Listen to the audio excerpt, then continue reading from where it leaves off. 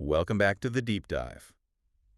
Okay, so we got this fascinating review you sent over about Robert Kiyosaki's Rich Dad, Poor Dad. Hmm. It calls it a must-read for beginners in finance and entrepreneurship, and even a wake-up call for people feeling stuck, with a 9 to 5. Yeah.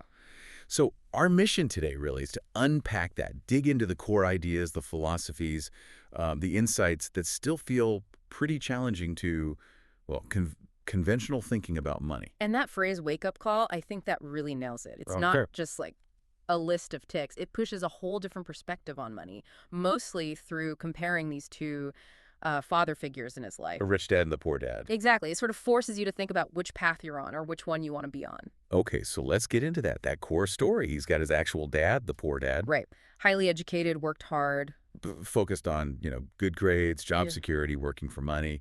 The traditional route, really, the one most of us are taught. It's the safe path, supposedly. Then you've got the contrast. His friend's dad, the rich dad, Hmm. and his lessons are all about, well, investing, thinking like an entrepreneur, making money work for you. The total flip. It really is. And what's so compelling is how clearly he lays out these two very different ways of thinking about your financial life. Yeah. And it keeps coming back to the central point he makes, that financial education, real practical stuff, is just missing from regular school. Overlooked completely. Which for him is kind of why the book needed writing in the first place. Yeah, that makes sense. And that leads right into what feels like one of the biggest messages, maybe the biggest message in the book, Which is, that wealth isn't just about your salary, your income. It's fundamentally about your mindset, your financial intelligence. exact. And that's where it gets really interesting, I think. It's not just earn more money. It's understand money. What do you do with it? Precisely. Yeah. And if you think about the bigger picture, these are things you don't learn in history class, right?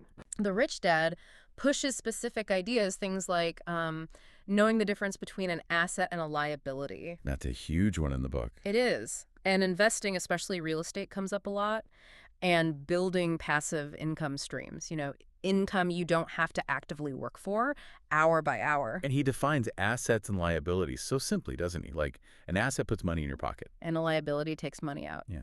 Super simple. It seems obvious, maybe, but when you start applying that filter to, say, your house or your car, Right? it can really change how you see things. For a lot of readers, that distinction alone is like a total paradigm shift.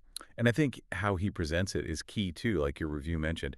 It's not some dry economics text. No, definitely not. It's storytelling. Yeah. He uses experience with the two dads.